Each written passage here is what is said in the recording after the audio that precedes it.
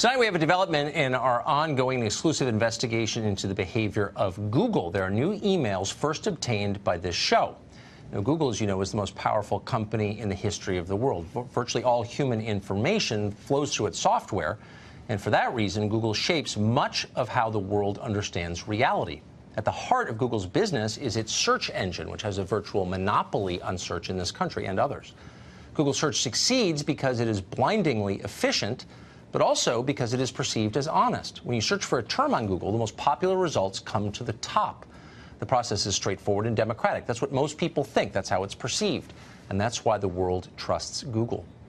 But what if Google was lying to you? What if the results that you got were secretly weighted to get you to vote a certain way, to believe a certain thing? That would affect a lot of people and a lot of votes. In fact, it would be impossible to have a real democracy under circumstances like that. A small number of incredibly rich people would be in charge of everything, including your perceptions.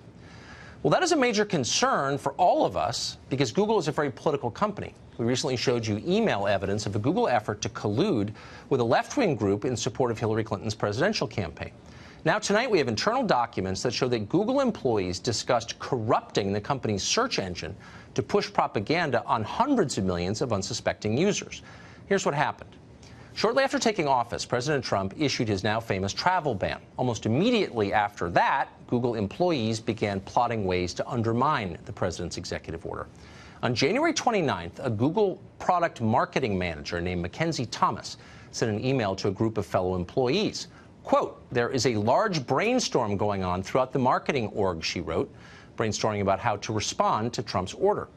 Among Thomas's ideas was, quote, to actively counter algorithmically biased results for search terms such as Islam, Iran, Mexico, Latino, and so forth. In other words, Google employees wanted to alter the search results to make them more positive in certain cases for political reasons. Thomas also suggested promoting links for making donations to organizations fighting the travel ban. This, of course, would be completely dishonest and unethical behavior, but Thomas's colleagues at Google seemed to approve of it strongly. Product manager Rami Bana, for example, replied this way, quote, "We're absolutely in, Mackenzie, anything you need. We'll put together a list of orgs with Merrill and HL team." Another employee named Stacy Chen added that groups she thought Google should promote included the ACLU, the Immigration Defense Project, the Arab American Anti-Discrimination Committee, and the National Immigration Law Center. All of those groups were at the time agitating against the president's immigration ban.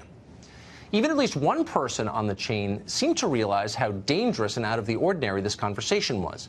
A Google employee called Clement Wolf commented that he was, quote, very much in favor of Google stepping up, but was wondering, quote, how partisan we want to be on this. To the extent of my knowledge, we'd be breaching precedent if we only gave highlights access to organizations that support a certain view. We contacted Google about these remarkable emails, and the reply to us is here in full, quote, "These emails were just a brainstorm of ideas, none of which were ever implemented. Google has never manipulated its search results or modified any of its products to promote a particular political ideology, not in the current campaign season, not during the 2016 election, and not in the aftermath of President Trump's executive order on immigration. Our processes and policies would not have allowed for any manipulation of search results to promote political ideologies," end quote. Left unanswered by Google was why anyone would believe that statement for a second. Nor did Google say anything about the employees on that email chain. Presumably, they still work at Google, which is remarkable. If you ran a bank and caught your tellers brainstorming about how to rob the vault, would they still work for you? Remember that Google fired an engineer called James Damore last summer. Almost instantly, the CEO flew back from family vacation to fire him. Why? Because Damore was caught expressing mildly conservative ideas in a private memo. Here, Google employees are plotting to subvert our entire public conversation secretly, but that's fine with Google. It shouldn't be fine with any of us or with the U.S. Congress. Google executives are scheduled to testify on Capitol Hill next week. The scheduled topic is privacy, but it would be nice if at least one elected representative asked about this, because it's much scarier than anything Russia ever attempted. Peter Schweizer wrote Clinton Cash. He now has a fantastic new documentary called The Creepy Line about big tech, and he joins us tonight. Are you surprised by this? Not really. It's just further confirmation that Google has been cooking the books as it relates to search. And you're absolutely right. I mean, this would be like a company having a brainstorming session on how we're going to fiddle with the books in accounting. Then you're going to step back and say, no, we were just having a brainstorming session.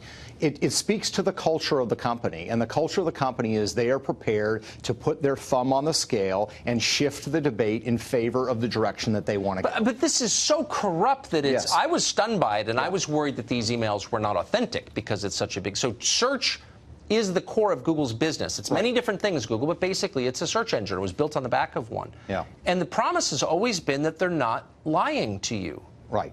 But they are. That's right. And this is really the third strike as far as I'm concerned. The first strike, of course, is the commercial search.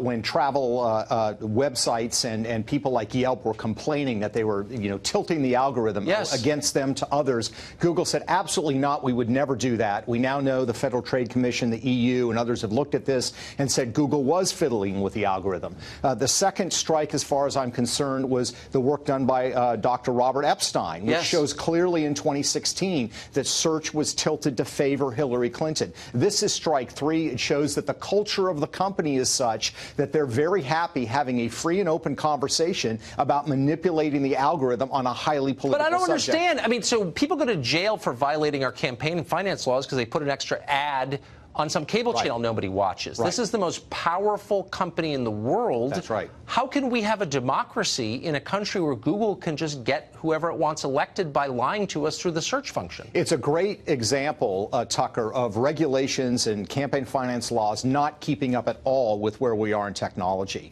Nobody would have conceived when we passed laws about in-kind contributions to campaign from companies that something like this would happen. But this is the ultimate campaign contribution. This is not like, Exxon giving gasoline to a political campaign. This is a company secretly tipping the scales in favor of candidates or causes or beliefs that they have. It's done in secret. We don't know how extensive it's happening. And 80 to 90% of search in the world is basically done through Google. So they have complete dominance in this area. And the Congress does nothing. And I can think of at least one Republican senator who I believe has been bought off by Google. I don't think he's alone. Yeah. And at some point, it might be worth naming who those people are. Peter, great to see you. Thanks, Tucker.